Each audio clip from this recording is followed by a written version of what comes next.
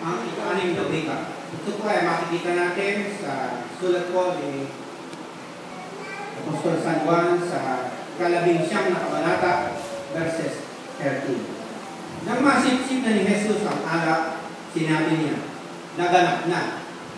Iniho na ang kanyang ulo at nalagot ang kanyang hininga. Samahan mo niya ako sa maliit na panalangin. Hayaan mo, Panginoon, na sa hapon ito, makakalaman, Panginoon, ang kabutihan mo, ang kagandahan na iyong ginawa sa krus ng Kalbaryo. Alam ko, pagbalay-balay namin ito at makinabot mo. Maraming salamat po, Panginoon. Amen. Makakaupo tayo. So, itong English po, ay yung basahin po. Sabi po ito,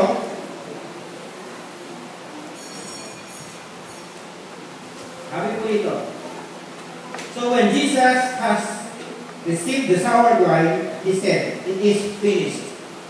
And bowing his head, he gave up his spirit. Gusto ko sana makita natin, ayusin po natin yung ating pagkakaintindi. Ang ating pong Panginoong Jesus ay hindi po namatay sa Kalbaryo o sa krus ng Kalbaryo dahil sa siya po ay makasalanan.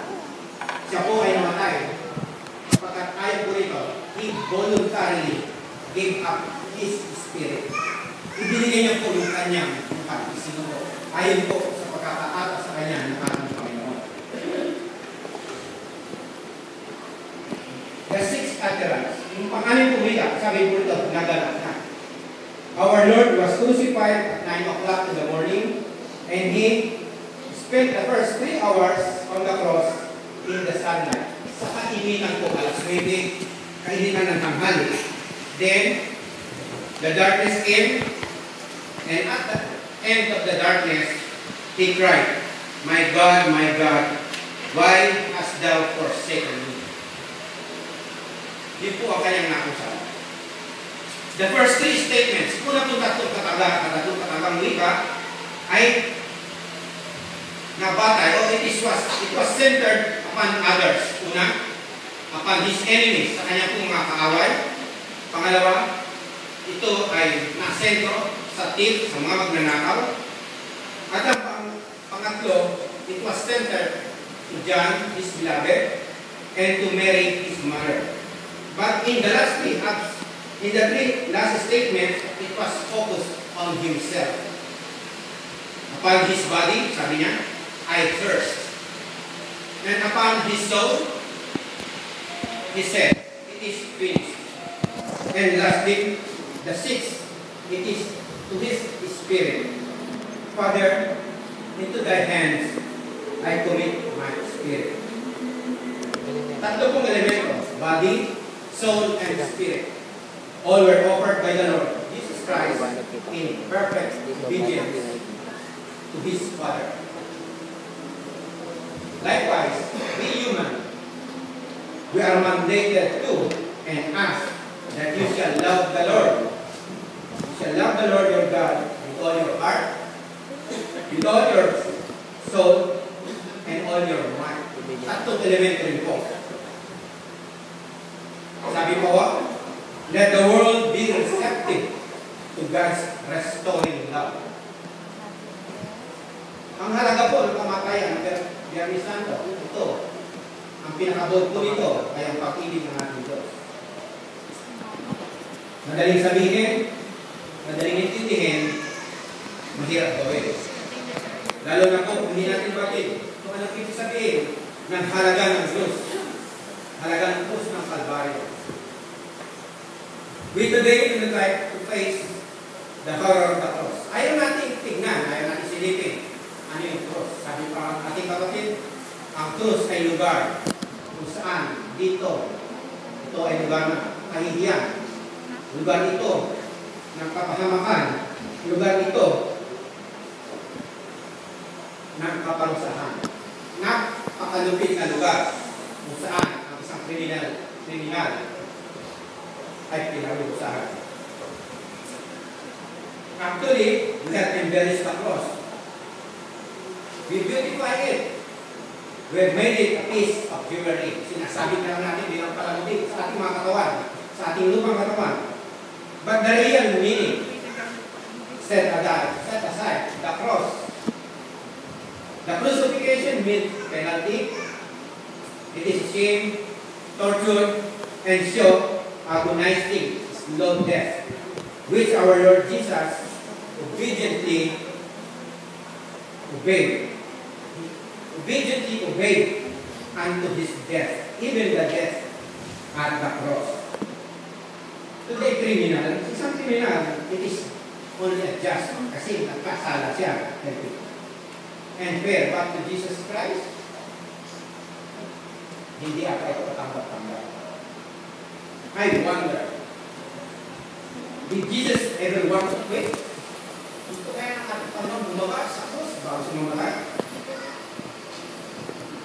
Prepare. Sabi po dito, that's why his words, his utterances are very splendid. Kaya po natin ito inaalala ngayon. It is finished. Let us stop and listen. Can you imagine the cry from the cross? Narinig mo ba? Makinig ka. The sky is dark. The other two victims are moaning. Tungtungan na lang.